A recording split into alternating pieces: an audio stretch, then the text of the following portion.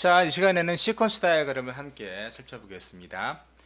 지난 시간에 우리가 유즈 케이스 다이어그램을 통해서 실제로 사용자의 요구사항을 어떻게 도출하는지 또 그것을 명시하는지를 함께 살펴보았습니다.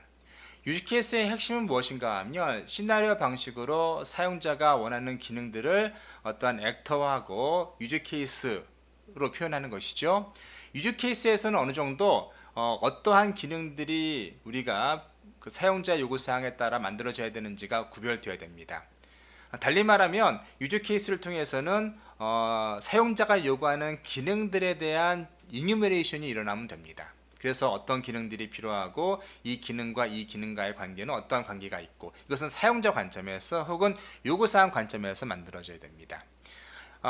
사실 엔지니어 관점에서 요구사항을 개발하는 것은 또 다른 측면입니다. 그것은 다른 시간에 또 제가 한번 더 말씀드리도록 하겠습니다. 오늘은 시퀀스 다이어그램을 통해서 어떻게 시스템의 디자인을 할 수 있는지를 함께 살펴보도록 하겠습니다. 우선 그 소프트웨어 라이프 사이클에 기반한 소프트웨어 개발 과정, 시스템 개발 과정을 위한 UML 모델을 함께 일단 리뷰를 한 다음에 넘어가시겠습니다. 우리가 지난 시간에 살펴봤던 것이 무엇인가 하면 이 그림에서 보시는 것은 유즈 케이스 모델이었죠. 유즈 케이스 모델이 하는 일은 뭔가 하면 요구사항의 도출과 분석입니다. 도출은 실제로 사용자랑 앉아서 무엇을 요구하세요? 어떤 기능이 필요하세요? 마치 여러분 집을 지을 때 그 사용자에게 혹은 집을 부탁한 사람이 여러분에게 이런 집은 이런 모양이고요, 몇 층 건물, 이런 식으로 우리가 집에 대한 일반적인 구조라든가 아니면 원하는 것들을 우리가 쭉 뽑아내겠죠. 마찬가지로 시스템을 개발할 때에도 사용자와 함께 앉아서 어떤 시스템을 요구하는지, 또 어떤 기능들을 요구하는지, 또 이런 기능들은 어떠한 요구 조건에 만족해야 되는지를 우리가 함께 이야기 나누게 됩니다. 그때 이 유즈 케이스 모델을 사용하셔도 되고요, 아니면 어널리시스 할 때 사용하셔도 됩니다. 그래서 사용자가 어떤 요구사항을 문서 형태로, 자연어 문서 형태로, 아니면 어떤 더큐먼트 형태로 여러분들 줄 텐데, 자, 그거를 하나 뜯어보면서 사용자가 있고 또 시스템이 있고, 그리고 이 사용자가 원하는 기능이 어떠한 것인지를 쭉 이뉴머레이션 하는 과정에서 우리가 유즈 케이스 모델을 사용할 수가 있습니다. 그 다음에 해야 되는 일이 뭔가 하면 아키텍처 모델을 만들거나 아니면 시스템의 스트럭처를 만드는 일인데, 여기서의 핵심은 뭔가 하면 앞서 우리가 구별된 어떤 기능들이 있습니다.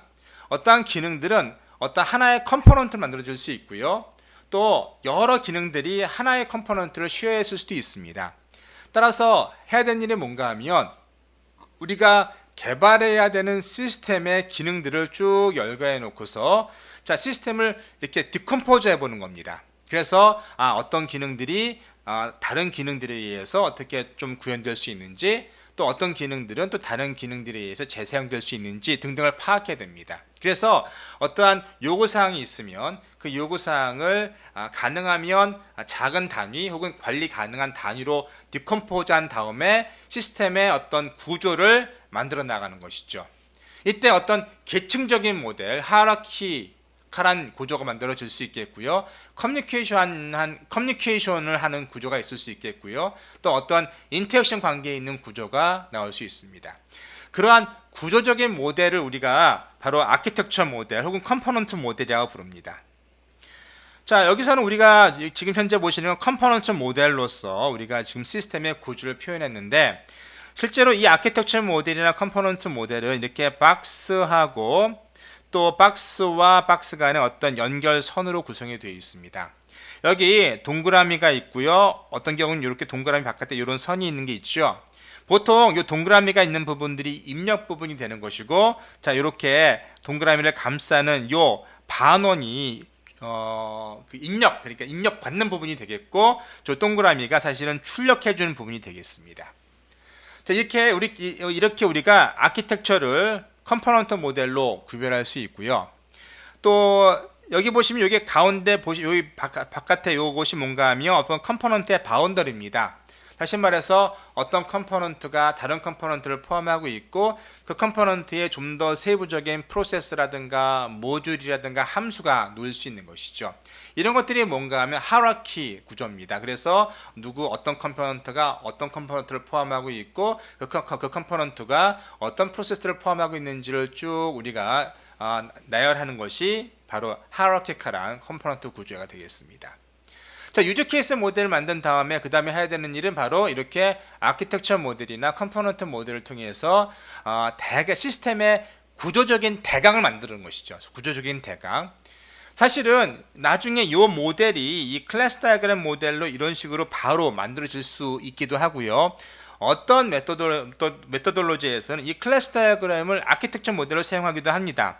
근데 그거는 좋은 방법은 아닌 것 같습니다. 왜냐하면 클래스 다이어그램은 주로 나타내고 싶은 것이 어떤 함수가 사용하고 또 어떠한 오브젝트가 다른 오브젝트로부터 상속되었다. 어떤 클래스가 다른 클래스로부터 나왔다 혹은 상속되었다 이런 것들을 표현하기 때문에 보다 구현적인 측면에서 클래스 다이어그램을 많이 사용합니다. 그래서 아키텍처 모델이나 컴포넌트 모델을 여러분께서 사용하실 때에는 클래스 다이어그램보다는 아키텍처 디스크립션 전용 랭귀지를 사용하시는 것이 좋습니다.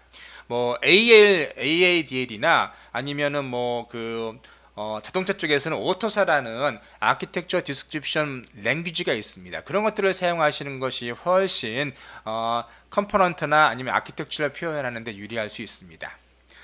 그 다음 해야 되는 일이 뭔가 하면 디테일 하는 것이죠. 시스템을 좀 더 디테일, 비헤이비어라든가 어떤 인터랙션 관계를 자세히 표현하는 겁니다. 그것을 보통 우리가 디자인이라고 부르죠. 디자인. 그래서 보통 디자인을 나타낼 때에는 기본적으로 시퀀스 다이어그램이라든가 스테이트 차트 다이어그램과 같은 어떠한 비헤이비어 모델이 있을 수 있고 행위 모델이 있을 수 있겠고요. 그리고 클래스 다이어그램처럼 실제로 어떠한 구조를 아니면 구현적인 측면에서 임플리멘테이션 할 때에서의 관점에서 시스템을 실제로 구현적인 관점에서의 구조적인 어떤 관계를 나타내는 것이 클래스 다이어그램이죠. 그래서 보통 시퀀스 다이어그램이라든가 스테이트 차트 다이어그램은 어떤 비헤이비어 모델이고요. 그리고 클래스 다이어그램은 스트럭처 모델입니다. 앞에 컴포넌트 다이어그램을 통한 어떤 아키텍처 모델은 역시 스트럭처 모델이었죠. 그래서 사실 아키텍처 모델이나 컴포넌트 모델, 클래스 다이어그램은 모두 어떤 구조를 나타내는 아키텍처를 표현하는 그런 스태틱한 모델이었으면 스테이트 다이어그램이라든가 아니면 스테이트 차트 다이어그램은 비헤이비어를 표현하는 모델입니다. 그래서 실제 우리가 코드는 어디서 나오죠?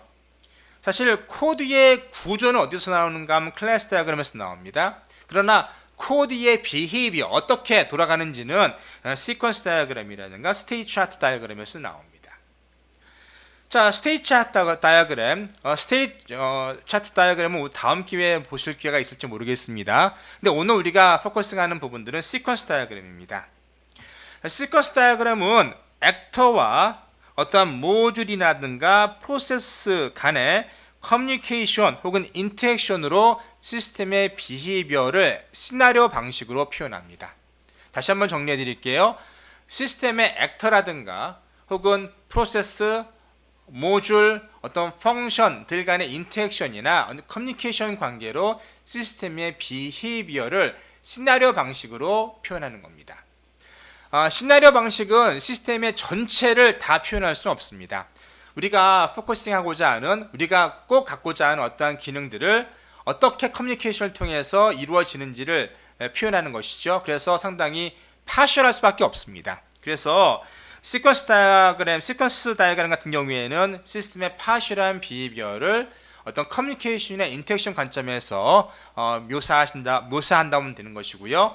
그래서 보시면 여기 액터가 있고요. 이 박스가 모듈이라든가 프로세스라든가 아니면 함수일 수 있습니다. 여기 가로선이 있죠. 호리젠탈 라인이 있는데 이런 것들이 뭔가 하면 커뮤니케이션을 얘기하는 것이고, 여기 쭉 라인이 있고 이런 박스들이 있죠. 이게 뭔가 하면은 여기 박스가 이렇게 있죠. 이게 뭔가 하면 실제로 프로세스의 액션들, 프로세서가 비헤이비어 하는 것들 혹은 프로세서가 움직이는 것들, 엑스큐션 하는 것들, 그런 것들을 가리키는 것입니다. 자, 시퀀스 다이어그램이 우리가 어느 정도 만들어졌으면 사실은 하나만 만들어지는 것이 아니라 여러 개의 시퀀스 다이어그램이 만들어집니다. 자, 그런 것들을 사실은 모아서 뭘 만드는가 하면 하나의 프로세스 혹은 하나의 모듈에 대한 비헤이비어를 완벽하게 만들기 위해서 스테이트 차트 다이어그램을 사용합니다. 스테이트 차트 다이어그램은 하나의 모듈, 하나의 프로세스에 대한 완벽한 비헤이비어를 표현하고 있습니다. 자, 보시면 여기 박스가 보이죠? 이 박스를 소위 말해서 스테이트라고 부릅니다. 사실 스테이트는 여러분께서 과거에 배우셨던 플로우 차트 아시죠? 플로우 차트의 이 동그라미나 박스와는 전혀 다릅니다. 플로우 차트에서 이 박스는 무엇을 가리키는가 하면 엑스큐션을 가리킵니다. 그래서 어떠한 수행, 어사인먼트라든가 아니면 if문이라든가 for를 가리키는 것이죠. 그래서 만약에 이것이 이런 if문이 있으면, 자, if문이 오르면 어떻게 가죠? 일로 가죠.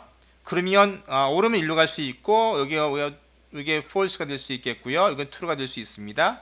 이런 식으로 if문을 수행하는데, 자, if가 오르면 일로 가고 그러면 일로 갈 수 있습니다. 이런 식으로, 자, 이 박스 하나가 어떠한 엑스큐션을 가리키는 것이죠. 그러나 스테이트 차트 다이어그램은 이 박스가 엑스큐션을 가리키지 않습니다. 단지 어떠한 상태, 어떠한 타임라인 안에서의 어떠한 스냅샷, 어떠한 순간의 시스템의 상태를 가리키는 겁니다. 이를테면 시스템이 온되었다, 오프되었다, 어떤 컴포넌트에 신호가 들어온다, 들어오지 않는다, 또 어떠한 함수가 수행되고 있다, 아니면 이 수행이 끝났다, 아니면 수행을 시작해야 된다, 뭐 그런 상태를 얘기하는 것이죠. 보통 우리가 스테이트 차트 다이어그램에서의 스테이트는 어떤 시스템의 베리어블이라고 하면 여러분께서 소프트웨어를 구현하실 때 어떤 베리어블, 뭐 글로벌 베리어블이 됐든 아니면 뭐 로컬 베리어블이 됐든 베리어블들의 컨피규레이션, 어떠한 상태의 베리어블들의 베리어블들의 어떤 시스템의 베리어블들의 컨피규레이션이라고 부릅니다. 그걸 통해서 스테이트를 표현하는데, 뭐 이 시간에 여러분께서 스테이트 차트까지 이해하실 필요는 없고, 가능하시다면 시퀀스 다이어그램을 보신 다음에 스테이트 차트 다이어그램을 보시거나 하시면 굉장히 좋습니다. 왜냐하면 스테이트 차트 다이어그램을 통해서 우리가 실제로 코드를 바로 만들 수 있기 때문에 스테이트 차트 다이어그램을 여러분께서 공부하신다면 아주 유익할 것이고요. 이번 학기에는 저희가 유저 케이스 다이어그램과 시퀀스 다이어그램에만 포커싱을 하고요. 이 스테이트 차트 다이어그램은 나중에 여러분께서 포멀 메소드를 배우실 때 우펄이라는 툴에서 좀 더 배우실 수 있습니다. 우펄이라는 툴이 사실 이렇게 스테이트 차트 다이어그램처럼 스테이트 베이스드 모델입니다. 거기에서는 시간이 중심이 되고요. 또 시간에 따른 어떠한 시스템의 변화, 어떤 컨피규레이션 혹은 스테이트, 그런 것들이 나오는데 거기서 좀 더 살피시게 되겠고, 이 시간에는 우리가 시퀀스 다이어그램만을 중심으로 해서 보겠습니다.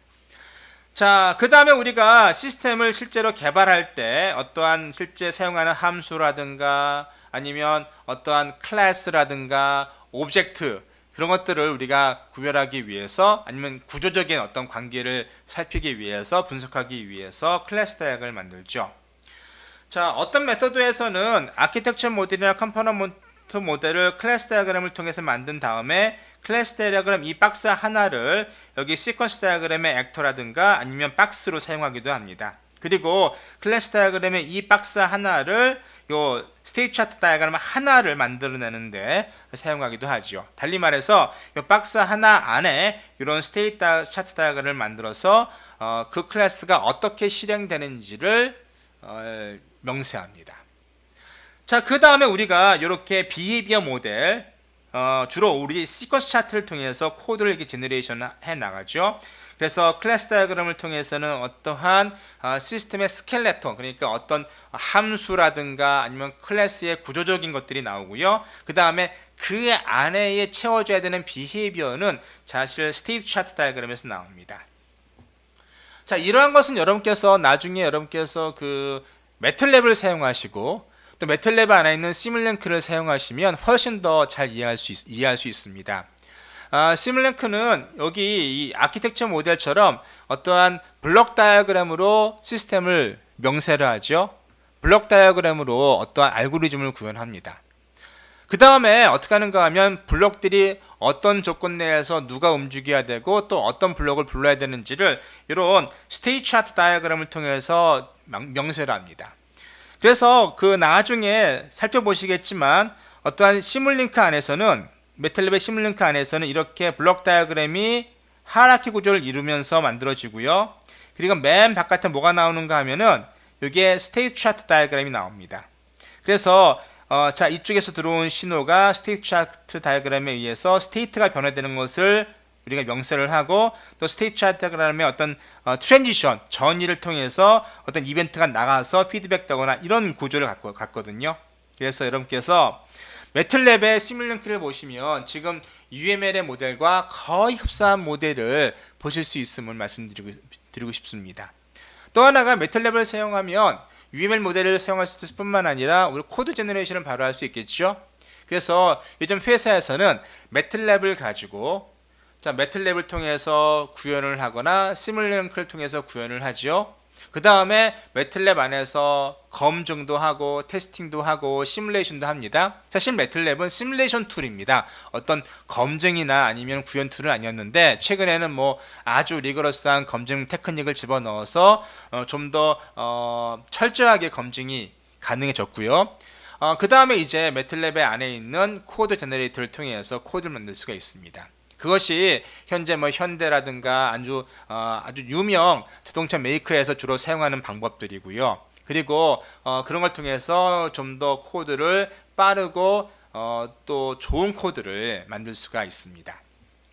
자, 이제 이런 UML 모델에 기반한 그 어떤 우리가 라이프 사이클을 살펴보았는데요. 이제 우리가 시퀀스 다이어그램을 좀 더 살펴보도록 하겠습니다. 앞서 말씀드렸던 것처럼 다이내믹 비헤이비어는 시퀀스 차트와 같은 시퀀스 다이어그램과 같은 인터랙션 다이어그램이나 아니면 스테이트 차트 다이어그램과 같은 스테이트 다이어그램으로 스테이트 베이스 다이어그램으로 표현할 수가 있습니다. 자, 그 인터랙션 다이어그램, 시퀀스 다이어그램과 같은 인터랙션 다이어그램은 기본적으로 여기 보시는 것처럼 시나리오 베이스드입니다. 시나리오 베이스드 모델이고요. 주로 시스템 혹은 오브젝트나 아니면 컴포넌트들의 어떠한 상호작용이나 커뮤니케이션을 통해서 우리가 얻고자 하는, 우리가 만들고자 하는 펑셔널리티를 표현하는 것이죠. 주로 우리가 그 어떤 싱글 유저 케이스, 다시 말해서 우리가 그 유즈 케이스 다이어그램에서 어떤 동그라미 하나 이런 거를 그냥 유즈 케이스 다이어그램에서 가져와서 시퀀스 다이어그램 하나의 차트를 만든다고 생각하시면 별로 틀리지 않습니다. 그래서 주로 우리가 하나의 유즈 케이스를 표현할 때 유즈 케이스 다이어그램의 하나의 유즈 케이스의 그 시나리오를 표현할 때 하나의 시퀀스 다이어그램을 만든다라고 생각하시면 되겠고요. 그래서 그리고 또 앞에서 설명드렸던 것처럼 스테이트 차트 다이어그램은 주로 이제 어떠한 그 모듈이라든가 프로세스라든가 액터의 풀 비헤이비어, 전체 비헤이비어를 우리가 캡처하고 싶을 때 스테이트 베이스드 다이어그램을 사용하죠. 자, 앞에서 설명한 것처럼 그 시퀀스 다이어그램은 주로 시나리오를 가지고 어떤 시스템의 그 행위를 또 시스템의 특성을 설명하는 것이죠. 시나리오는 뭘까요? 여러분께서 영화 대본을 생각하셔도 크게 다르지 않을 것 같습니다. 영화 대본에서는 전체적인 영화 줄거리도 있고 또 액터들 간의 어떤 커뮤니케이션을 통해서 실제로 영화가 어떻게 진행되는지, 스토리가 어떻게 전개되는지를 이야기하죠. 마찬가지로 시퀀스 다이어그램 역시 일련의 액터들이 있고요. 또 액터들이 주고받는 어떠한 메시지들 혹은 커뮤니케이션들, 인터랙션들이 이 시나리오의 핵심을 이룹니다. 시나리오의 정의는 다음과 같습니다. 시나리오는 어떤 시스템 내에서 일어나는, 시스템이 수행할 때 발생하는 여러 가지 이벤트들이 있는데 그런 이벤트들의 시퀀스를 얘기하는 것들이고요. 그런데 이런 이벤트들이나 시퀀스는 관찰 가능해야 됩니다. 우리가 업저버할 수 있는 것들이어야 되고요. 그리고 그러한 시나리오들은 어떠한 히스토리컬 레코드일 수 있습니다. 그래서 어떤 시스템이 수행될 때 여러 가지 이벤트들을 만들어내거나 어떤 시퀀스의 어떤 익스큐션의 시퀀스를 만들어낼 텐데 그런 것들에 대한 어떤 그 시간적인 레코드, 시간적인 기록이라 할 수 있겠습니다. 자, 이제 시퀀스 다이어그램의 전신을 한번 살펴보시고요. 시퀀스 다이어그램으로 들어가시겠습니다. 시퀀스 다이어그램의 전신이라 할 수 있는 이 이벤트 트레이스 다이어그램을 보시고 계신데요. 이벤트 트레이스 다이어그램은 주로 전화기 회사에서 사용하던 그러한 어떤 메시지를 통해서 시스템의 행위를 이렇게 표현하는 그런 방식이 됩니다. 여기 보면 전화 거는 사람이 있고 또 전화를 받는 사람이 있죠. 전화를 거는 사람은 일단 수화기를 들고 나서 링톤을 듣죠. 뚜 하는 링톤을 듣습니다. 그 다음 전화번호를 이렇게 걸 수 있습니다. 중간에 어떤 다시 시작할 수도 있겠고요. 그 다음에 이제 시스템이 콜리가 전화를 받을 수 있으면은 이제 콜리에게도 아니면은 콜러에게도 서로 링톤을 서로 보내주게 됩니다. 그래서 전화를 거는 사람이라면 지금 전화가 가고 있다는 걸 알 수 있게 되고 또 콜리 같은 경우에는 전화벨이 울리는 것을 들을 수 있습니다. 그 다음에 콜리가 이제 전화 받는 사람이 전화를 받게 되면 이제 실제로 그 톤이 스탑하게 되겠고 폰이 커넥션 됐다는 것을 알게 되면서 서로 대화를 주고받게 되죠. 이것이 전화를 거는 하나의 시퀀스가 되겠습니다. 중간에 콜러가 있겠고 폰 라인이나 아니면은 스위치가 있을 수 있습니다. 그리고 전화를 받는 사람이 있고 이렇게 어떤 액터들 간의 이벤트의 혹은 메시지의 어떠한 주고받음에 의해서 시스템을 표현할 수 있었는데 비슷한 방식으로 우리가 시퀀스 차트를 만들 수 있습니다.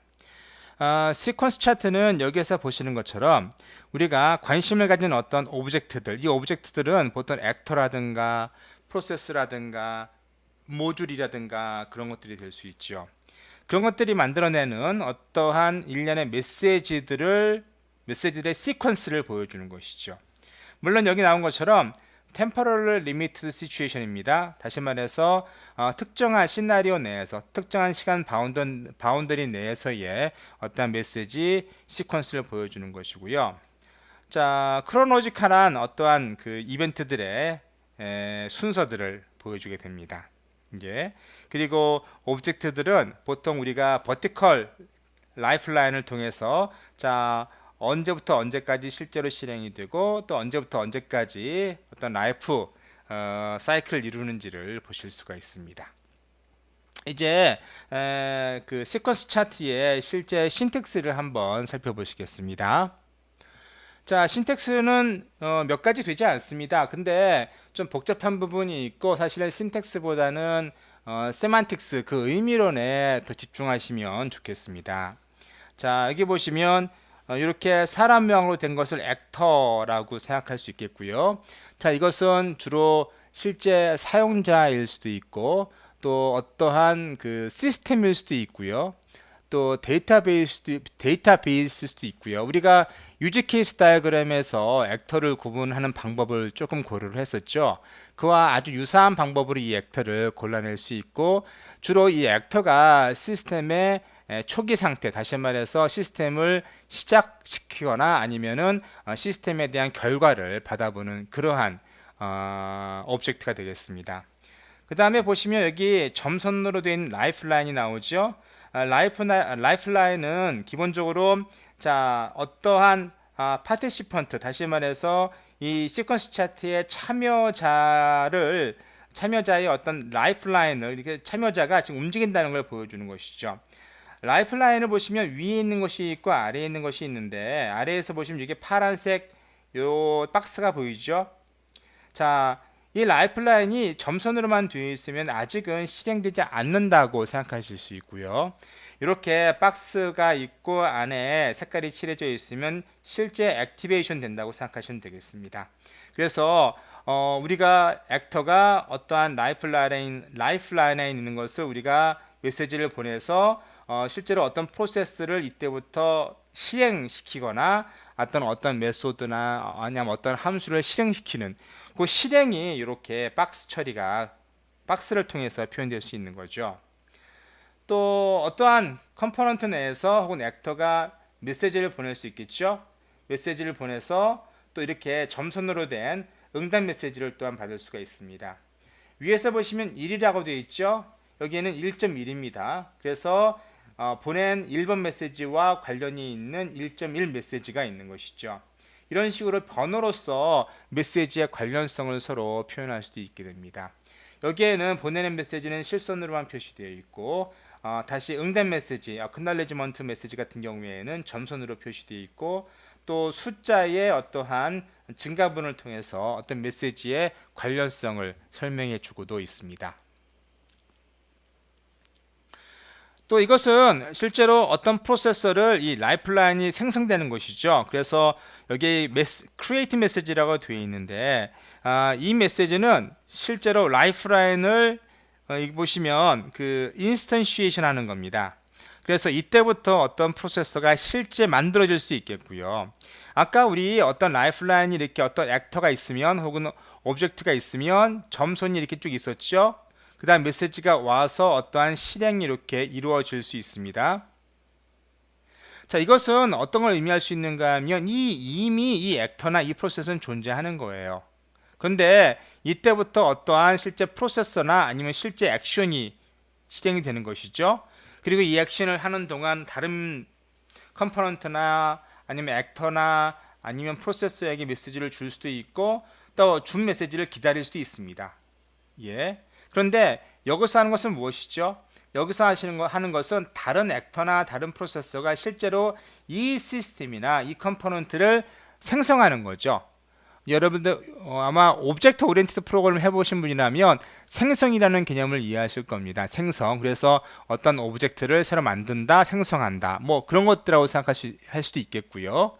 그래서 여기는 실제로 어떠한 객체라든가 오브젝트가 생성되는 시점이다라고 생각하시면 되겠습니다. 오른쪽 보시면 듀레이션 메시지가 있죠. 여기는 앞에서는 보통 우리가 메시지가 이렇게 버티컬 라인인데 기울어지지가 않은 거였지만 여기 기울어진 것을 보실 수 있죠. 이것은 기울어짐의 정도에 따라서 시간이 어느 정도 흘렀는지를 보여주는 겁니다. 자, 이거보다 이렇게 되면 어떻게 되겠어요? 훨씬 시간이 많이 걸린 거죠. 메시지를 보내는 시간이 훨씬 더 많이 걸린 겁니다. 네. 그리고 보시면 자, 여기 destroy 메시지가 있는데 어떤 메시지를 보니까 자, 이 라이프라인이 끊어져 버렸죠. 이때부터는 자, 이 라이프라인, 자, 이 프로세서가 완전히 종료되거나 아니면 사라진, destroy 된 상태를 가리키는 겁니다. 그래서 자, 이 destroy 메시지는 어떠한 라이프라인을 없애버리는 거, destroy 하는 거, 프로세스를 뭐 expire 하거나 아니면 어떠한 컴포넌트들을 더 이상 쓰지 못하도록 disable 하거나 하는 그런 것들이 할 수 있겠습니다. 자, 여기 셀프 메시지가 보이시죠? 그래서 자기 자신에게 어떤 메시지를 보내는 거예요. 자, 이것은 어떤 걸 생각해 볼 수 있는가 하면 어떤 컴포넌트가 있고요. 그 컴포넌트 내에 여러 개의 내가 가지고 있는 그 메소드가 있을 수 있습니다. 그러니까 자기 스스로 몇 개의 하나 이상의 메소드를 가지고 있는 것이죠. 그런 메시지를 자기 스스로 호출할 수도 있습니다. 그래서 어떠한 객체가 있고요. 오브젝트가 있고 이 안에 뭐가 있는가 하면 데이터와 메소드가 있을 수 있는데 자, 이 메소드가 하나 이상이라면 자, 이 오브젝트에게 어떤 메시지를 주고요. 그리고 이 오브젝트가 자기 자신이 가지고 있는 메소드를 콜할 수 있겠죠. 자, 그때 이런 메시지를 사용해서 자, 어떠한 메소드가 호출되는지 혹은 어떠한 함수가 호출되는지를 이런 식으로 표현할 수도 있습니다. 자, 오른쪽에는 노트고요. 그냥 여러분께서 어떤 메모를 남겨주는 정도라고 생각하시면 되겠습니다.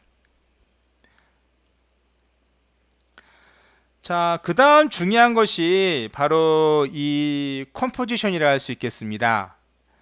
자, 지금 두 가지 형태, 세 가지 형태의 컴포지션을 보시는데요. 컴포지션이라는 것은 시퀀스 차트끼리 서로 이제 뭐 어떤 패러럴 관계라든가 아니면은 뭐 인터리빙 관계라든가 그런 것들을 표현하는 겁니다. 그래서 보시면 여기 오퍼레이터가 있고, 자, 박스 안에 오퍼런드가 있죠. 오퍼런드는 어떤 시퀀스 차트를 가지고 있는 겁니다. 그래서 두 개 이상의 시퀀스 차트가 서로 어떠한 컴포지션, 이렇게 합성된 경우를 얘기하는 겁니다. 그래서 자, 여기 보면 세 가지 컴포지션이 있는데요. 브랜치스와 룹스가 있고, 컨커런시와 오더가 있고, 필터와 어설트가 있습니다. 자, 오늘은 자, 요 두 가지만 살펴보겠습니다. 브랜치스와 룹, 그리고 컨커런시와 오더. 자, 브랜치와 룹스 같은 경우에는 얼터너티브 인터랙션이라고 되어 있죠. 얼트 같은 경우에는. 그래서 둘 중에 자, 어떠한, 자, 여기가 만약에 옵트라고 되어 있으면, 여기 오퍼레이터가 옵트라고 되어 있으면, 자, 이거를 수행하든지 이걸 수행하든지, 자, 둘 중에 하나를 수행해도 괜찮다는 겁니다. 예. 근데 옵셔널 인터랙션은 뭔가 하면은 내가 여기가 만약에 그 옵트라고 되어 있으면 두 개 이상의 필요는 없습니다. 하나의 시퀀스 차트가 쭉 실행이 되면서 이 시퀀스 차트가 실행이 될 수도 있고 실행이 되지 않을 수도 있는 거죠. 그러니까 선택적으로 어떠한 시퀀스 차트, 어떠한 비헤이비어, 어떤 커뮤니케이션이나 인터랙션이 일어나는 것을 얘기하는 것이고요. 룹 같은 경우에는 반복적으로 어떠한 시퀀스가 반복적으로 일어나는 겁니다. 어떤 인터랙션이 반복적으로 일어나는 것이고요. 또 브렉 같은 경우에는 익셉션 인터랙션이 되겠습니다. 자, 컨커런시나 오더 같은 경우에는 이 시그라고 되어 있는 것은, 자, 여기 만약에 여기에 시그라고 되어 있으면은 그 안에서 일어나는 것은 일반 시퀀스 차트의 세만틱스를 그대로 따르는데, 자, 좀 우리가 식하고 비교해 볼 만한 게 뭔가 하면 스트릭하고 크리티컬입니다. 자, 요것은 뒤에 우리가 퀴즈를 풀면서 좀 더 정확하게 이해해 볼 텐데, 지금 간단히 말씀드리면 스트릭이라고 정해진 것은 어떠한 시퀀스가 반드시 정해진 순서에 따라서 뒤바뀌어서는 안 된다는 걸 의미합니다. 물론 뒤에 가서 다시 설명드리겠지만 지금 간단히 말씀드리면, 보통 우리가 이렇게 시퀀스 차트가 이렇게 있잖아요.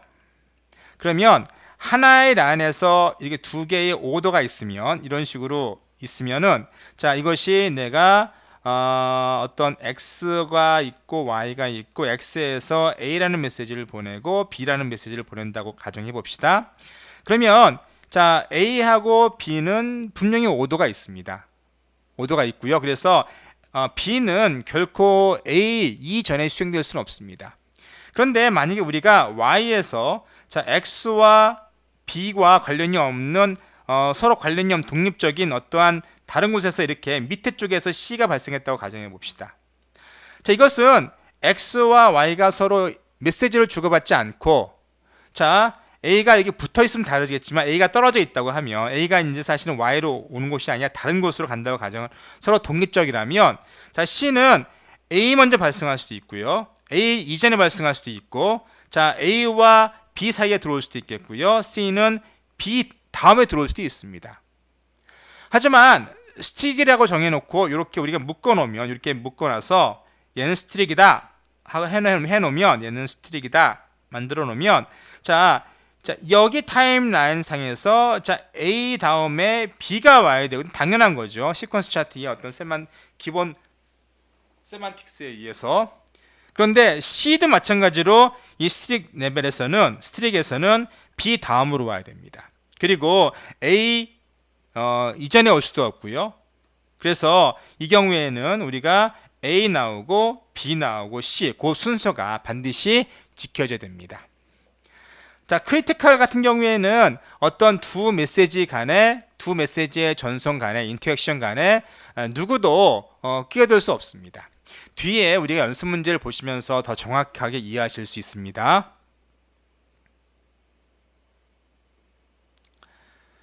그래서 지금 우리가 그 앞에 설명드린 것들을 이렇게 우리가 풀어볼 수 있는데, 이게 alt 같은 경우에는 둘 중에 하나 선택할 수 있다고 되어 있고요. opt 같은 경우에는 우리가 어떤 시퀀스가 이렇게 수행되다가 이 부분을 실행시킬 수도 있고 실행하지 않을 수도 있습니다.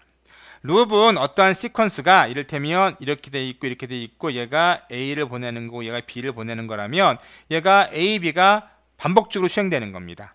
A 주고 B 주고 A 주고 B 주고. 근데 여기 룹 안에 파라미터가 있죠. 여기에 min하고 max가 들어올 수 있습니다.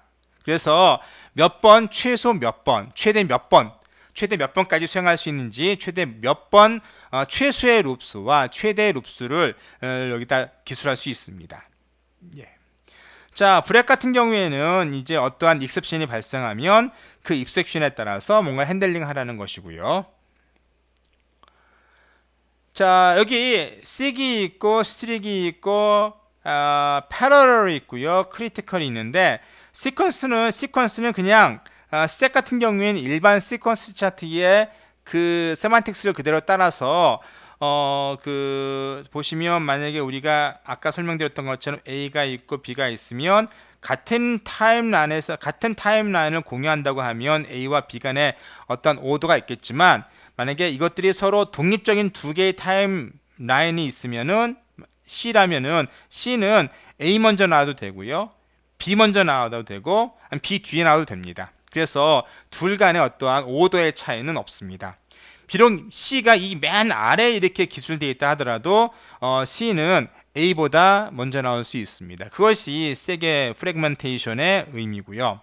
스트릭은 그 반대이죠. 스트릭은 비록 독립적인 타임라인일지라도 오더가 있다는 겁니다. 그래서 스트릭 오더입니다. 그래서 다시 한번 예를 보여드리면, 자, 이렇고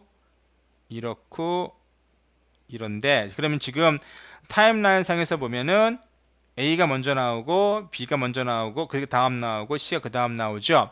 그런데 셋 같은 경우에는 시퀀스 같은 경우에는 사실은 C가 A나 B 사이에 들어가도 되고 A 먼저 나와도 되고 B 먼저 나와도 되죠. 왜냐하면 서로 독립적이니까. 그러나 스트릭 프래그먼트에서는 그렇지가 않습니다. 자, 반드시 C가 B 나중에 있으면은 C는 반드시 B 다음으로 나와야 됩니다. 패러럴 같은 경우에는 여기 이 안에 있는 시퀀스 차트, 이 안에 있는 시퀀스 차트, 이 안에 있는 시퀀스 차트가 서로 패러럴하게 동시에 수행될 수 있다는 거예요. 그래서 서로 막 끼어들기도 하고 인터리빙 관계에 있을 수도 있습니다. 크리티컬한 프래그먼트라는 것은 이를테면, 자, 아까 우리 다시 이 예를 들어봅시다. 자, 이게 만약에 색 프래그먼트 같은 경우에는 C가 A 이전에 나와도 되고 A 다음에 나와도 되고 B 다음에 나와도 되죠. 그런데 만약에 이것이 크리티컬 프래그먼트라면, 크리티컬 프래그먼트 안에 들어있다면 뭐가 불가한가 하면은 C가 A와 B 사이에 들어가는 것이 불가합니다. 예, 이건 나중에 뒤에서 좀 더 자세한 예에서 보여드리도록 하겠습니다. 자, 우리가 아까 시퀀스, 메시지 시퀀스 차트에서 메시지 시퀀스에 관한 세만틱스를 대충 설명드렸는데, 자, 이렇게 좀 더 자세히 설명을 드리면, 하나의 타임라인을 공유하는 C와 A 경우라면 반드시 A는 C보다 먼저 나와야 됩니다. C는 결코 A보다 먼저 나올 수 없죠. 그런데 이렇게 서로 관련이 없는, 지금 B처럼, 자, A는 이 타임라인에서 시작을 하고, 자, C는 이 타임라인에서 인스턴시에이트 됐다고 가정해 봅시다. 서로 공유하지 않고요. 그러면은, 자, A가 먼저 나와도 되고 그 다음 C가 나와도 되고요. 비록 C가 수평선, A의 수평선에서 보기에는 아래에 있지만 이 경우에는 서로 독립적이기 때문에 C가 먼저 나올 수도 있습니다. C 나온 다음에 A가 먼저 나올 수 있습니다. 그런데 이제 C를 보세요. C 같은 경우에는 지금 두 독립적인 B에서 A, C가 서로 독립적이었는데, 지금 B에 의해서 자, 요걸 X라고 하고 요걸 Y로 합시다. 요 X 컴포넌트에는 자, B와 C가 있죠. Y는 또 A와 B가 있습니다. 그래서 이 B 시퀀스에 의해서 B 메시지에 의해서 X 컴포넌트와 Y 컴포넌트, X 프로세서나 Y의 프로세서가 서로 릴레이션, 디펜던시가 생긴 것이죠. 그래서 이 경우에는 어떻습니까? C는 B 이전에 결코 나올 수 없죠. 왜냐하면 같은 타임라인에서 B가 먼저 나왔기 때문에. 이 경우에는 C는 B 이전에 결코 나올 수 없습니다. 자, 이 경우 어떻죠? 이 경우도 마찬가지로 B 이전에 A가 나오죠. 다시 말해서 A 이전에 B가 결코 나올 수 없습니다. 그러면 결과적으로 자 A 나온 다음 B가 나올 수 있고요. 그리고 B 나온 다음 C가 나올 수 있기 때문에 결과적으로 A 나온 다음에야 C가 나올 수 있는 이러한 어떠한 트랜지트한 관계가 생겨버리는 거죠. 그래서 아래와 같은 이런 시퀀스만이 허용이 됩니다. 자, 지금 B하고 A, C를 한번 잘 눈여겨보시고요. 자, 앞에서 보신 우리 어떤 컴포지션, 시퀀스의 컴포지션을 좀 컴바인 하는 겁니다. 여기에 룹이 있고요. 여기에 얼트가 있죠. 얼트는 요거를 하던 상관이 없는데 여기 보면은 컨디션이 있습니다. 밸류가 15,000불 이상이면 이 디스패치를 실행을 하는 것이고 그렇지 않으면 지금 이 디스패치를 실행하는 것이죠. 첫 번째 15,000불 이상일 때 디스패치는 careful 디스트리뷰터고요. 그리고 15,000불 이하의 어떤 디스패치는 그냥 레귤러 디스트리뷰터입니다. 그래서 자, 요 조건에 따라서 이걸 수행하던 요걸 수행하던 할 수 있는 것이고요. 자, 룹이 있죠. 룹은 뭔가 하면은 자, 요 룹 안에 있는 시퀀스를 계속 반복한다는 것이죠. 그래서 요 부분이 계속 반복되는 겁니다. 여기는 지금 룹 안에 어떠한 파라미터도 없죠. 다시 말해서 민, 맥스 파라미터가 없어요. 그래서 이런 것들이 계속 실행될 수 있습니다. 네. 자, 여기 옵트라고 있죠.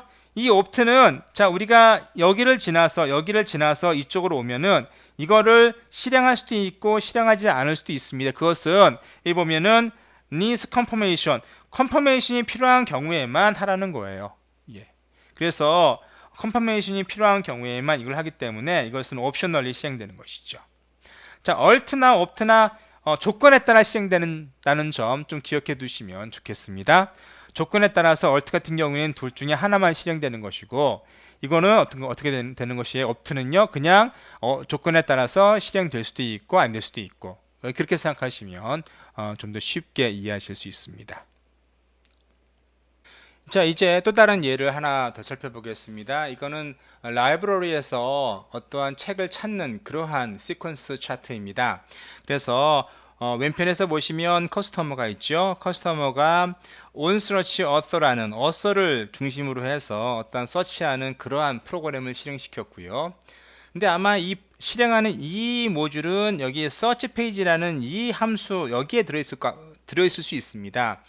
상상해 보세요. 어떤 커스터머가 라이브러리 도서관에 들어가면 어떤 모니터 앞에 앉아서 프로그램을 두드리겠죠. 그래서 어떠한 어서 이름이라든가 아니면 책 이름을 입력할 겁니다. 그러면 그 실행하는 프로그램은 아마도 이 서치 페이지 이 안에서 실행되는 어떠한 메소드겠죠. 자, 그래서 자, 요것을 실행을 시켜서 이 서치 페이지 안에 있는 어떤 메시지를 실행을 시키면 자, 서치 페이지 안에는 자신의 valid search criteria 이 함수를 실행을 시킵니다. 그러니까 서치 페이지 안에 있는 메소드를 실행시키는 것이죠. 자, 그래서 어서를 확인한 다음에 그래서 커스터머가 입력한 것이 올바른지를 확인한 다음에 둘 중에 하나를 실행하죠. 만약에 author가 입력되었으면 이 부분을 실행하겠고요. author가 입력되지 않았으면 이 부분을 실행할 겁니다. author가 입력되지 않았으면 여기 보면 display error message를 실행시키죠. 역시 search 페이지 안에 있는 그 메소드입니다. 만약에 author가 입력되었으면 누구를 콜하는가 하면 자, 카탈로그 안에 있는 요 함수를 실행할 겁니다. 물론 이 함수가 페이지, 서치 페이지 안에 있을 수도 있고요. 카탈로그 안에 있을 수도 있습니다. 좀 상상해 보면 서로 다른 시스템이라면 자, 이것이 A라는 시스템이고 이것이 B라는 서로 다른 서버에 있는 것이라면 자, search by author는 자, 여기 카탈로그에 어떤 메시지를 보내주기 위해서 이 함수를 실행할 수도 있고요. 아니면 같은 시스템 내에 서로 다른 프로세서라면 그냥 프로세서 콜 해서 카탈로그 안에 있는 search by author라는 메소드를 어떤 리모트 프로시저 콜 같은 걸 해서 할 수도 있습니다.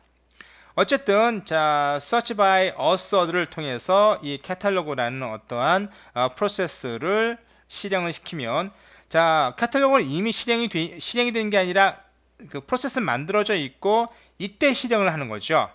이때 요 메시지를 받아서 요 메시지를 처리하기 위해서 이 부분이 존재하는 겁니다.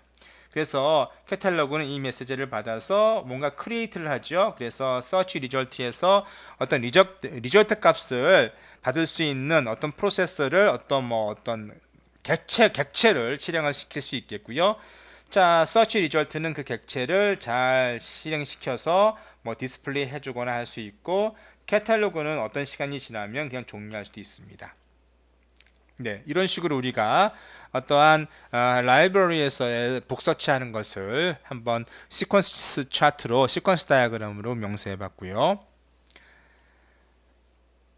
자, 그 다음에 세만틱스를 조금 더 살펴보겠습니다. 세만틱스는 지금 요 논문을 보시면 여기에 이제 이것이 2011년 논문이긴 한데 자, UML 2.0의 시퀀스 다이어그램을 중심으로 해서 세만틱스를 기술하고 있습니다. 그래서 한번 여러분께서 관심 있으신 분들 한번 보시고요. 자, 우리가 몇 가지 퀴즈를 통해서 세만틱스를 조금 이해해 보겠습니다. 여기 그 주어진 세만틱스, 주어진 시퀀스 차트가 있고요. 자, 여기서 가능한 트레이스가 뭐냐라는 것이죠. 자, 가만히 보시면 지금 B를 중심으로 해서 자, A라는 컴포넌트에서 혹은 A라는 프로세서에서 A 메시지를 B로 보내고 있고요. B 프로세서에서 B 메시지를 C로 보내고 있습니다. 그리고 D하고 E 사이에 C를 메시지를 보내서 서로 커뮤니케이션 하고 있고요. 그러면 자, B를 중심으로 해서 A와 B는 디펜던시가 생기죠. 디펜던시가 생겼습니다. 하지만 C는 A와 B와는 독립적이죠. 그래서 이 C는 비록 타임라인상 이 아래쪽에 있다 하더라도 자, A 먼저 발생할 수 있고요. 그래서 발생할 수 있는 가능성이 자, A, C 먼저 발생해서 A, B 할 수 있겠고요. 그 다음에 A 보낸 다음에 갑자기 C 다음에 A, B 할 수도 있습니다. 발생하는 순서만 얘기해보면 그렇다는 얘기예요. 그래서 A 나오고 그 다음에 C가 이제 2로 가고 그 다음에 B가 발생할 수 있고요. 아니면 그냥 A, B, C 순서대로 할 수도 있습니다. 그래서 아래에 보시면은 몇 가지 고르란 게 나오죠. 자, 고르란 게 나오는데 자, 보시면 뭐와 뭐가 맞는 답인지 한번 여러분께서 찾아보세요. 자, 첫 번째가 어떤? 첫 번째는 자, BC와 BA죠. 그런데 사실은 A, B는 서로 순서가 있습니다. 왜냐하면 B를 중심으로 해서 서로 디펜던시가 생겼기 때문에. 그래서 여기에서는 사실은 B가 A보다 먼저 나왔죠. 이런 일은 여기서 발생해서는 안 됩니다. 그래서 첫 번째는 틀린 것이고요. 자, 두 번째는 사실은 C는 A와 B와 서로 독립적이기 때문에 A 먼저 나올 수도 있고 또 B 뒤에 나올 수도 있고 중간에 나올 수도 있죠. 그래서 이 같은 경우에는 맞는 것이 되는 것이고요. 여기에서는 B와 A가 서로 뒤바뀌었죠. 그래서 이건 틀린 것이고요. 자, 이 부분 어떨까요? A, B, C 이거 맞는 거죠. 그리고 C, A, B 얘도 맞는 거죠. 자, 마지막으로 보시면 지금 B, C, A죠. B가 A보다 먼저 나왔죠. 이건 틀린 겁니다. 그래서 지금 자 2번하고 4번하고 그리고 5번만 맞는 것처럼 보입니다. 네. 자, 그 다음 보실까요? 그 다음 문제를 보시면 이건 루비죠. 루비입니다. 자, 가운데 루비 들어 있습니다. 루비 들어 있고, C는 지금 B를 중심으로 해서 자 A보다 나중에 나와야겠죠. 그리고 룹을 보시면 지금 민맥스가 정해져 있습니다. 그래서 룹을 최소한 2번 이상 돌아야 됩니다. 자, 그러면 지금 B는 A보다 먼저 나올 수 없고요. 자, B와 C가 지금 오도가 있기 때문에 C는 A보다 먼저 나올 수 없습니다. 그리고 C는 B보다 먼저 나올 수 없죠. 그러니까 순서를 보시면 그냥 여기는 A, B, C가 나오겠죠. A, B, C가 나오는데 자, 근데 여기 보시면 룹이 2번 일어날 수 있습니다. 그래서 반드시 2번 일어나야 되죠. 그래서 A, B, 그 다음에 C가 반드시 일어나야 됩니다. 그래서 지금 맞는 것은 뭐예요? 이거 하나 맞는 거죠. 예, 이거 하나만 맞고요. 자, 그 다음 보시면 역시 그 오른 트레이스를 찾으라는 겁니다. 이거는 시퀀스죠. 시퀀스이기 때문에 앞에 우리 그 일반 시퀀스 차트의 세만틱스를 그대로 따라 하시면 됩니다. 그래서 A와 D 사이에는 오더가 있고 B와 C 사이에는 오더가 있지만 자 A와 B, A와 C, D와 B, D와 C 사이에는 오더가 없습니다. 그래서 이 중에서 뭐를 없애버리시면 되는가 하면은 자 D와 B가 A보다 먼저 나가거나 아니면 C가 B보다 먼저 나간 경우를 먼저 없애버리시면 되겠죠. 자, 첫 번째 경우 어떤가요? 첫 번째 경우는 지금 보시면 A, C, B, D죠. A, C, B, D, A, C, B, D입니다. 지금 맞나요? 틀리나요? 이거 같은 경우는 틀리죠. 왜냐하면 지금 A, D가 있고요. C, B가 있는데 C, B가 서로 바뀌어서는 안 되겠죠. 왜냐하면 서로 디펜던시가 있기 때문에 얘는 틀립니다. 자, 두 번째는 어떤가요? 두 번째는 지금 D가 A보다 먼저 나왔죠. 자, D와 B는 A와는 서로 디펜던시가 있기 때문에 A가 먼저 나와야 되는데 D가 먼저 나왔습니다. 역시 틀린 것이고요. 다음 걸 보시면 좀 B, C가 있고 A, D가 있습니다. 서로 맞는 거죠. 왜냐하면은 B, C가 서로 디펜던시가 맞춰졌고요. D, A, D와 서로 디펜던시 맞춰졌습니다. 그래서 얘네 둘은 서로 비록 얘네들은 지금 서로 독립적인 것이기 때문에 누가 먼저 나오든 상관없습니다. 그래서 얘는 맞는 것이고요. 자, 다음 어떤가요? A, D가 있고 A, D는 서로 이 순서가 맞춰졌죠. 그리고 B, C도 순서가 맞춰졌습니다. 그리고 이 둘 간은 서로 독립적인 것이기 때문에 누가 먼저 나오든 상관이 없죠. 그래서 맞는 겁니다. 다음 어떤가요? B, A, D, C입니다. B 다음에 C가 나오고 A 다음에 D가 나왔죠. 자, 둘 간에는 서로 디펜던시가 없기 때문에 B와 C 사이에 A, D가 들어가도 상관이 없습니다. 그래서 얘도 맞는 것이고요. 그 다음은 어떤가요? 자, 이 같은 경우에는 B, C가 서로 오더가 맞았죠. 그리고 A, D가 서로 오더가 맞았습니다. 그래서 중간에 끼어 들어갈 수 있으니까 맞는 것이고요. 자, 다음 어떤가요? 다음은 A, 자 D는 맞았죠. 그 다음에 C, B. 자, C와 B가 서로 오도가 있는데 지금 바뀌었죠. 그래서 얘는 틀린 겁니다. 자, 마지막 어떤가요? 마지막은 지금 가만히 보시면 B, A, BACD죠. BACD. 그래서 지금 B와 C는 오도가 맞았고 A와 D가 서로 오도가 맞았죠. 그래서 얘네는 맞는 겁니다. 그래서 맞는 것이 요거가 모두 맞게 되겠습니다.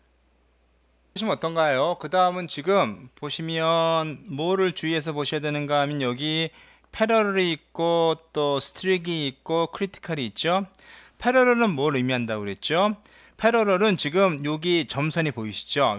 여기 요 점선, 요 점선을 중심으로 해서 윗부분과 아랫부분이 서로 패러럴하게 일어날 수 있다는 겁니다. 동시에 일어날 수 있다는 것이죠. 스트릭은 뭐죠? 스트릭은 지금 비록 A와 B가 서로 디펜던시가 없어요. 왜냐하면은 서로 타임라인을 공유하지 않기 때문에 A와 B가 서로 디펜던시가 없지만, 자, 스트릭이기 때문에 B는 결코 A보다 먼저 나올 수 없습니다. 그리고 크리티컬은 뭔가 하면은 B와 C가 서로 디펜던시를 가지고 C가 먼저 실행이 된 다음 D가 먼저 실행될 수 있죠. 그런데 크리티컬이라 하면 이 중간에 누구도 인터리빙 돼서 들어갈 수 없습니다. 만약 크리티컬이 아니라면 지금 만약에 크리티컬이 없다고 가정해 보세요. 그러면 C, D, E가 있다고 가정하면 C와 D가 서로 디펜던시가 있죠. 그래서 C 나온 다음에 D 나오고 그 다음 E 나오던가, 아니면 C 나오고 디펜던시가 없는 E가 나온 다음에 D가 나올 수 있습니다. 그래서 만약 크리티컬이 없다고 하면, 크리티컬이 아니라고 하면, 이것이 아니라고 하면, 자, C, D, E도 허용이 되지만, 그리고 C, E, D도 허용되지만, 만약 크리티컬이라고 하면 반드시 C 다음에 D가 나와야 되고 중간에 누구도 끼어들어갈 수가 없습니다. 그것이 크리티컬의 세만틱스입니다. 예, 그렇죠? 자, 그래서 우리가 아래 것들 중에서 역시 which trace are possible, 어느 것이 가능한 트레이스인지를 한번 골라보시면요. 우선 1번 어떻죠? 1번 보시면 CD가 있고요. CD가 서로 중간에 끼어들지 않고 잘 왔습니다. 그 다음에 DA가 오죠. A, 이것이 오고, 자, 스트릭이기 때문에 A와 B는 서로 오도가 있어야 됩니다. 하지만 누가 중간에 끼어 들어가는 것은 허용할 수 있죠. 얘가 크리티컬이 아니기 때문에. 그래서 E가 들어갈 수 있고 B가 들어갈 수 있습니다. 그래서 보시면 C, D와 서로 누구도 끼어들지 않게끔 나와 있고요. 자, A와 B가 스트릭에 의해서 오도가 맞았죠. 중간에 E가 끼어 들어가도 괜찮습니다. 그래서 첫 번째는 맞았고요. 자, 두 번째는 보시면 CD 역시 누가 끼어 들어가지 않았고요. A와 B가 서로 순서를 맞췄고, E는 사실은 C와 D 다음 어디에 나와도 상관없죠. 그래서 자, 이 순서는 맞는 겁니다. 그래서 2번도 맞고요.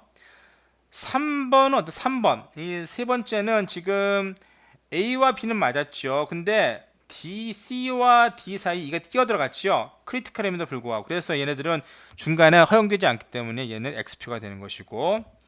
자, 네 번째 어떤가? 네 번째는 지금 A와 B는 서로 순서가 맞았죠. 그러나 C와 D 사이에 뭔가 끼어 들어갔어요. 그래서 얘는 안 됩니다. 자, 다음 것도 볼까요? 다음 거는 이번에는 C와 D가 서로 바뀌었어요. 역시 아니고요. 그 다음 걸 볼까요? 자, A와 B는 서로 순서가 맞았고 C와 D 사이에 누구도 껴들어가지 않았어요. 그리고 E가 지금 어떻게 됐죠? 서로 독립적으로 얘네들이 E하고 얘네들이 서로 독립적인 것이기 때문에 순서에 상관없이 나올 수 있습니다. 그래서 자, E, B, C 요것도 여기 올 수 있는 거죠. 자, 그래서 얘는 맞는 겁니다. 마지막은 지금 A와 B 사이의 순서는 맞았고 C, D 사이에 누가 끼어들지 않았고요. E는 자, 어디에 들어가도 상관없는 거죠. 그래서 이것도 맞았습니다. 그래서 1번, 2번, 6번, 7번이 맞게 되겠습니다. 자, 이 문제는 아주 재밌습니다. 문제가 뭔가 하면 자, array에 있는 어떠한 액션을 취해서 뭐가 되게 만들어야 되는가 하면 E가 항상 D보다는 나중에 나오게 해야 돼요. 자, E가 D보다는 항상 나중에 나와야 되는데 지금 보시면 D하고 E가 서로 관련성이 없죠. 왜냐하면은 E가 출발하는 곳은 B이고 또 E가 출발하는 곳은 C입니다. 또 이 D가 도착하는 곳은 D이고 또 E가 도착하는 곳은 A예요. 그래서 지금 사실은 D와 E가 서로 연관성이 없습니다. 디펜던트한 것이죠. 디펜던시가 없습니다. 그럼 우리가 어떠한 크리티컬 프래그먼트든지 아니면 스트릭 프래그먼트든지 첨가를 해서 자, 요것이 E가 항상 D보다 나중에 나오게끔 하라는 겁니다. E가 D보다 나중에 나오게끔 하라는 것입니다. 그래서 지금 D와 이 순서가 D 나옴 E가 나오도록 만들라는 것이죠. 자, 어떻게 하면 될까요? 우선 하나만 말씀드리면 일단은 답은 요거와 또 하나가 있습니다. 또 하나는 여러분께 직접 찾아보세요. 자, 우리가 D와 E 사이에 요걸 스트릭트를 넣어보면 비록 독립적이지만 뭐가 될 수 있습니까? D와 E 사이에 오더가 생기는 거죠. 항상 E는 D가 나온 다음에 나와야 되고 D가 나오기 전에 나올 수 없습니다. 만약에 이거 스트릭트라면. 예, 그래서 5번을 통해서 우리는 E는 D가 나온 다음 나오게 할 수 있는 거죠. 그런데 이 네 가지 중에서 또 하나가 있습니다. 한번 여러분께서 그것은 찾아보도록 하세요. 자, 제가 드리는 이 퀴즈는 지금 요 사이트에서 가져온 겁니다. 그래서 여러분께서 시험 전에 한번 이런 것들을 한번 쭉 풀어보시면 좋을 것 같아요. 그러면 여러분께서 그 세만틱스를, 그러니까 시퀀스 차트의 세만틱스를 보다 클리어하게 이해하실 수 있습니다. 그러면 더 잘 사용할 수 있고 또 재밌게 사용할 수 있으니까 한번 여기에 UML 퀴즈를 꼭 한번 풀어보시기 바랍니다.